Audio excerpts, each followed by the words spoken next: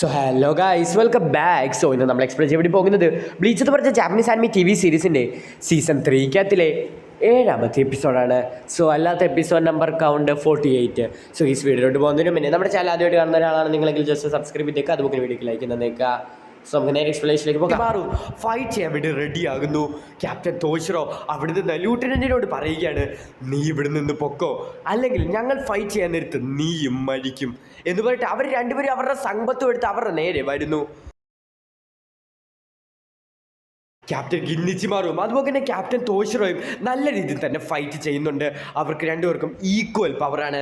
ഇതേ സമയത്തായിരുന്നു തോഷിറോ അവൻ്റെ സ്പിരിച്വൽ എനർജി അവിടെ റിലീസ് ആക്കുന്നത്. ഇതേ സമയത്ത് തന്നെ നമ്മുടെ ഗിന്നിച്ചിമാറുവിൻ്റെ കയ്യിലുണ്ടായിരുന്ന വാളുകൾ മൾട്ടിപ്ലൈ ആകുകയാണ്. സോ ഇത് നമ്മുടെ തോഷിറോയ്ക്ക് പിടിച്ചു നിൽക്കാൻ വേണ്ടി സാധിക്കുന്നില്ല.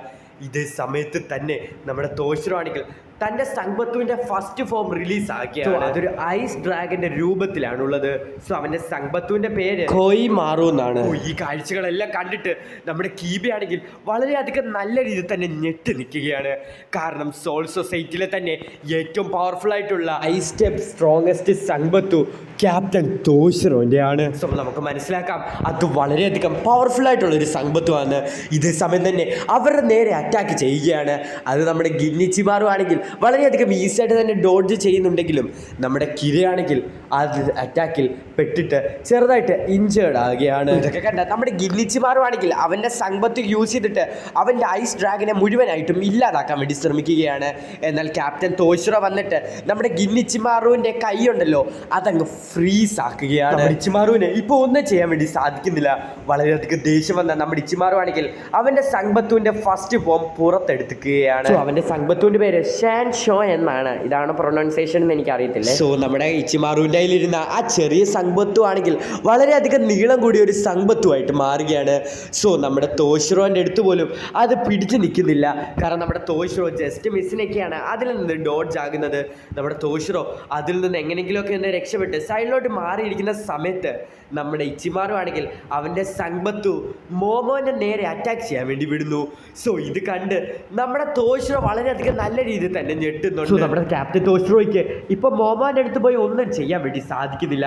എന്നാൽ ഇതേ സമയം തന്നെ നമ്മുടെ റാങ്കിക്കും അങ്ങോട്ട് വന്നിട്ട് ക്യാപ്റ്റൻ ഇച്ചിമാറുവിൻ്റെ സോഡ് അവളുടെ ദേഹത്തേക്ക് പോകുന്നിടത്തു നിന്ന് തടയുകയാണ്.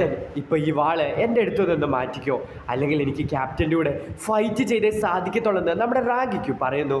ഇത് കേട്ട് നമ്മുടെ റാങ്കിക്കും ഇച്ചിമാറും കൊച്ചിലെ തൊട്ട് ഫ്രണ്ട്സാണ്. അതുകൊണ്ട് തന്നെ അവർ രണ്ടുപേരും ഫൈറ്റ് ചെയ്യാൻ വേണ്ടി പോകുന്നില്ല. അതുകൊണ്ട് തന്നെ നമ്മുടെ ഇച്ചിമാറുവിന് വേറെ വഴിയൊന്നും ഇല്ലാത്തത് കൊണ്ട് തന്നെ അവളെ ഹേർട്ട് ചെയ്യേണ്ടെന്ന് വിചാരിച്ചിട്ട് അവൻ്റെ സങ്ബത്തു വളരെയധികം ദേഷ്യത്തോടെ അവിടെ നിന്ന് അങ്ങ് തിരിച്ചു കൊണ്ടിരിക്കുകയാണ്. ക്യാപ്റ്റൻ തോഷിറോ ആ റാങ്കിക്കു ഗിന്നിച്ചിമാറു.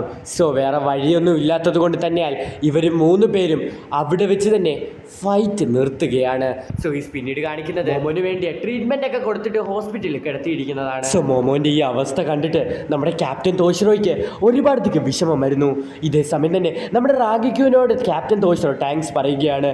നീ കറക്റ്റ് സമയത്ത് അന്നേരം അവിടെ വന്നില്ലായിരുന്നെങ്കിൽ ഇപ്പം മോമോ മരിച്ചേനെ, അതിന് നന്ദി. എന്നാൽ നമ്മുടെ റാങ്കിക്കുവാണെങ്കിൽ ഒരുപാടധികം വിഷമത്തിലാണ്.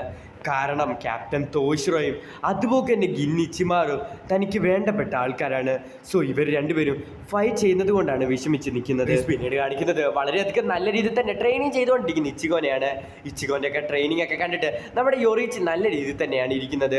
ഇവൻ നല്ല രീതിയിൽ തന്നെ ഇമ്പ്രൂവ്മെൻ്റ് ഉണ്ട്. 3 ദിവസത്തിനുള്ളിൽ ഇവൻ ബൻകൈ അച്ചീവ് ചെയ്തില്ലെങ്കിൽ അതൊരു പ്രശ്നമായിരിക്കും. 8 ദിവസം കൂടെ ഉണ്ട് റൂക്കിയുടെ എക്സിക്യൂഷന് വേണ്ടി.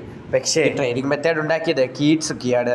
സോ ഈ ട്രെയിനിങ് മെത്തേഡിൽ കൂടെ ഫസ്റ്റ് ബൻകൈ പഠിക്കാൻ പോകുന്നത് ഇച്ചിഗോയാണ്. സോ ഇത് 3 ദിവസമാണ് പറഞ്ഞിട്ടുള്ളത്. ഒരുപാടധികം ദിവസങ്ങൾ എക്സ്റ്റെൻഡ് ചെയ്താൽ അത് ഉറപ്പായിട്ടും ഇച്ചിഗോയ്ക്ക് അപകടമാകും. സോ അതുകൊണ്ട് തന്നെ ഞാൻ അവന് ഒരു എക്സ്ട്രാ ദിവസം കൂടെ കൊടുക്കാം എന്ന് നമ്മുടെ യോറിച്ച് മനസ്സിൽ വിചാരിക്കുന്നതൊക്കെയാണേലും ഇച്ചിഗോ സമയത്ത് തന്നെ ബൻകൈ അച്ചീവ് ചെയ്യുമെന്നാണ് എനിക്ക് തോന്നുന്നത്. ഇതേ സമയം തന്നെ മറ്റൊരു സ്ഥലത്ത് നമ്മുടെ റാങ്കിക്കുവിനെയും അതുപോലെ തന്നെ ക്യാപ്റ്റൻ തോഷിറോ അടുത്തേക്കും ഒരു ബട്ടർഫ്ലൈ വരുന്നു. സോ ഈ ബട്ടർഫ്ലൈ എന്ന് പറയുന്നത് ഒരു മെസ്സഞ്ചറാണ്. സോൾ സൊസൈറ്റിയിൽ മുഴുവനായിട്ട് മെസ്സേജ് അയക്കുന്നത് ഈ ബട്ടർഫ്ലൈസ് ആണ്. സോ ഈ ബട്ടർഫ്ലൈ മെസ്സേജ് അയക്കുന്നത് എന്താണെന്ന് ചോദിച്ചാൽ റൂക്കയുടെ എക്സിക്യൂഷൻ 29 മണിക്കൂറിനുള്ളിൽ നടക്കും. സോ ഇത് കേട്ട ക്യാപ്റ്റൻ തോഷിറോ ഇവിടെ എന്തോ സംഭവിക്കുന്നുണ്ടെന്ന് പറഞ്ഞിട്ട് ഈ എക്സിക്യൂഷൻ ഇപ്പൊ തടഞ്ഞേ പറ്റത്തുള്ളൂ എന്ന് പറഞ്ഞ് വളരെയധികം സീരിയസ് ആയിട്ട് അവിടെ നിന്ന് പോകുന്നു. സോ ഈ സോൾ സൊസൈറ്റിയിൽ എന്തൊക്കെയൊക്കെയോ വലിയത് സംഭവിക്കുന്നുണ്ടെന്ന് നമ്മുടെ റാങ്കിക്കും അതുപോലെ തന്നെ ക്യാപ്റ്റൻ തോഷിറോയ്ക്ക് മനസ്സിലാവുകയാണ്. ക്യാപ്റ്റൻ ഐസന്റെ മരണം, എക്സിക്യൂഷൻ ഓഫ് റൂക്കിയ, എന്തൊക്കെയൊക്കെയോ കണക്ഷൻസ് ഒക്കെ ഇത് തമ്മിലില്ല. പിന്നീട് കാണിക്കുന്നത് നമ്മുടെ സങ്കസും അതുപോലെ തന്നെ ഇച്ചിഗോയും നല്ല രീതിയിൽ തന്നെ വീണ്ടും ഫൈറ്റ് ചെയ്തുകൊണ്ടിരിക്കുകയാണ്. നമ്മുടെ ഇച്ചിഗോയ്ക്ക് ഇപ്പൊ ചെറുതായിട്ട് അവൻ്റെ കൂടെ പിടിച്ചു നിൽക്കാൻ പറ്റുന്നുണ്ട്. പെട്ടെന്ന് തന്നെയായിരുന്നു അവിടെ ഒരു വലിയ ഒരു പൊട്ടിത്തെറി സംഭവിക്കുന്നത്. സോ ഇത് കേട്ട നമ്മുടെ യൊറീച്ചി ആണെങ്കിൽ വളരെയധികം നല്ല രീതിയിൽ തന്നെ ഒന്ന് ടെൻഷൻ അടിക്കുന്നുണ്ട്. നോക്കുന്ന സമയത്ത് അത് വേറെ ആരുമല്ല, നമ്മുടെ റെഞ്ചിയാണ്. സ്ഥലം വളരെയധികം സീക്രട്ട് ആയിട്ടുള്ള ഒരു സ്ഥലമാണ്. പിന്നെ എങ്ങനെയാണ് റെഞ്ചി ഈ സ്ഥലം കണ്ടുപിടിച്ചത് എന്ന് നമ്മുടെ യൊറീച്ചി മനസ്സിൽ വിചാരിക്കുന്നു. ഞാൻ ഈ സ്ഥലം കണ്ടുപിടിച്ചത് എങ്ങനെയാണെന്നല്ല നീ ചിന്തിക്കുന്നത്, അത് വളരെയധികം സിമ്പിളാ. ഇച്ചിഗോന്റെ സ്പിരിച്വൽ പ്രഷർ വളരെയധികം വലുതാ, അത് സെൻസ് ചെയ്താണ് ഞാൻ ഈ സ്ഥലം കണ്ടുപിടിച്ചത്. നീ ബൻകൈ അച്ചീവ് ചെയ്യാൻ വേണ്ടി പ്രാക്ടീസ് ചെയ്തുകൊണ്ടിരിക്കുക അല്ലേ, ഞാൻ നിന്നെ സഹായിക്കാം. സോ ഇത് കേട്ടുകൊണ്ട് തന്നെ നമ്മുടെ ഇച്ചിഗോ ഒന്ന് ചെറുതായിട്ടൊന്ന് അലേർട്ട് ആകുന്നുണ്ട്. സോ ഇത് മനസ്സിലാക്കിയ നമ്മുടെ റെഞ്ചി പറയുകയാണ്, ഞാൻ നിൻ്റെ കൂടെ ഫൈറ്റ് ചെയ്യാൻ വേണ്ടിയൊന്നുമല്ല ഞാനിവിടെ വന്നത്, ഞാനിപ്പോൾ ട്രെയിനിങ് ചെയ്യാൻ വേണ്ടിയാണ് വന്നത്. ഞാൻ എൻ്റെ ബൻകൈ അച്ചീവ് ചെയ്യേണ്ട സ്ഥലത്ത് വരെ എത്തിയിട്ടുണ്ട് എന്ന് പറഞ്ഞിട്ട് അവൻ്റെ സമ്പത്തു സബിബാറുവിൻ്റെ സ്പിരിറ്റിനെ അവിടെ റിലീസ് ആക്കുകയാണ്. സമയമില്ലാത്ത സമയത്ത് നീ എന്തിനു വേണ്ടിയാണ് ഇപ്പോൾ ട്രെയിനിങ് ചെയ്യുന്നതെന്ന് നമ്മുടെ ഇച്ചിഗോ റെഞ്ചിനോട് ചോദിക്കുന്നു. ഇത് കേട്ട റെഞ്ചി പറയുകയാണ്, സോൾ സൊസൈറ്റിയുടെ എക്സിക്യൂഷൻ ഡേറ്റ് ചെറുതായിട്ടൊന്ന് മാറ്റി, അതുകൊണ്ടാണ് ഞാനിപ്പോൾ ട്രെയിനിങ് ചെയ്യാൻ വേണ്ടി വന്നത്. എക്സിക്യൂഷൻ ഡേറ്റ് എന്ന് പറയുന്നത് സിമ്പിളാണ്, നാളെയാണ് റൂക്കിയുടെ എക്സിക്യൂഷൻ ഡേറ്റ്. സോ ഇത് കേട്ട നമ്മുടെ ഇച്ചിഗോയും അതുപോലെ തന്നെ യൊറീച്ചി നല്ല രീതിയിൽ തന്നെ പേടിക്കുന്നുണ്ട്. നമ്മുടെ യൊറീച്ചി മനസ്സിൽ വിചാരിക്കുകയാണ്, ഇത്രയും സമയം കൊണ്ട് ഉറപ്പായിട്ടും ഇച്ചിഗോയ്ക്ക് ബൻകൈ കംപ്ലീറ്റ് ചെയ്യാൻ വേണ്ടി സാധിക്കത്തില്ല. നമ്മുടെ ഇച്ചിഗോ പറയുകയാണ്, അല്ല യൊറീച്ചി, എന്തൊക്കെ സംഭവിച്ചാലും എന്നെ ആരെ എന്തൊക്കെ ചെയ്താലും ഞാൻ ഉറപ്പായിട്ടും ബൻകൈ പഠിച്ചിരിക്കും. അതേസമയം തന്നെ നമ്മുടെ ഇച്ചിഗോ ആണെങ്കിൽ തൻ്റെ സ്പിരിറ്റ് എനർജി നല്ല രീതിയിൽ തന്നെ റിലീസ് ചെയ്യുകയാണ്. അതുപോലെ തന്നെ അവൻ്റെ സ്പിരിറ്റ് എനർജി ഇൻക്രീസ് ആകുന്നുണ്ട്. സോ ഇത് കണ്ടിട്ട് നമ്മുടെ യൊറീച്ചി ഒന്ന് നല്ല രീതിയിൽ തന്നെ ഒന്ന് ഞെട്ടുന്നുണ്ട്. ബൻകൈനെ റിലീസ് ചെയ്യേണ്ടതിനെക്കാട്ടിൽ കൂടുതൽ സ്പിരിച്വൽ എനർജിയാണ് ഇപ്പോൾ ഇച്ചിഗോ റിലീസ് ചെയ്തുകൊണ്ടിരിക്കുന്നത്. അവിടെ വെച്ചാണ് ബ്ലീച്ച് എന്ന് പറഞ്ഞ ജാപ്പനീസ് ആനിമി TV സീരീസിന്റെ സീസൺ 3 48ാമത്തെ എപ്പിസോഡ് അവസാനിക്കുന്നത്. സോ ഇനി കാണാൻ പോകുന്ന എപ്പിസോഡ്സ് ഒക്കെ മാരകമായിട്ടുള്ള ഒരു എപ്പിസോഡ്സ് ഒക്കെയാണ്. ഒരു വിഷയം ഫൈറ്റ് ഒക്കെ വരുന്നുണ്ട്.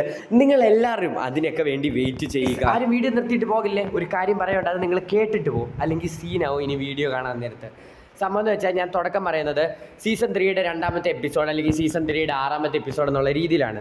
സോ ഇത് മിക്കുള്ളവർക്കും കൺഫ്യൂഷൻ ആവും, കാരണം ബാക്കിയുള്ള സീസൺസും കൂടെ കൗണ്ട് ചെയ്തിട്ടുള്ള എപ്പിസോഡ് നമ്പറാണ് ഞാൻ അല്ലാത്ത എപ്പിസോഡ് നമ്പറായിട്ട് ഈ ഡിസ്ക്രിപ്ഷനും തംബ്നെയിലൊക്കെ കൊടുത്തിരിക്കുന്നത്. സോ അതൊരു കൺഫ്യൂഷൻ ആവുന്നത് കൊണ്ട് തന്നെയാണ് ഇനി തൊട്ട് സീസൺ മാത്രമേ ഞാൻ പറയത്തുള്ളൂ. എന്ന് വെച്ചാൽ ഇതിപ്പോൾ സീസൺ 3 48ാമത്തെ എപ്പിസോഡാണ്. സോ അടുത്തത് വരാൻ പോകുന്നത് സീസൺ 3 49ാമത്തെ എപ്പിസോഡ്. സോ ഗൈസ് ഇനി തൊട്ട് ഞാൻ അങ്ങനെ ആയിരിക്കും പറയാൻ പോകുന്നത്. ഇപ്പം ഞാൻ ഈ പറഞ്ഞ കാര്യം നിങ്ങൾ മനസ്സിലായില്ലെങ്കിൽ നിങ്ങൾ കമൻറ്റ് ചെയ്ത് പറഞ്ഞോ, ഞാൻ അടുത്ത വീഡിയോയ്ക്കകത്തിൽ ഞാൻ ഡീറ്റെയിൽ ആയിട്ട് ഇതിനെക്കുറിച്ച് പറഞ്ഞു തരാം. സോ അടുത്ത ദിവസം അടുത്തൊരു വീഡിയോ ആയിട്ട് വരുന്നവരേക്കും, അല്ലെങ്കിൽ ഈ ദിവസം തന്നെ അടുത്തൊരു എപ്പിസോഡായിട്ട് വരുന്നവരേക്കും ടാറ്റ ബൈ.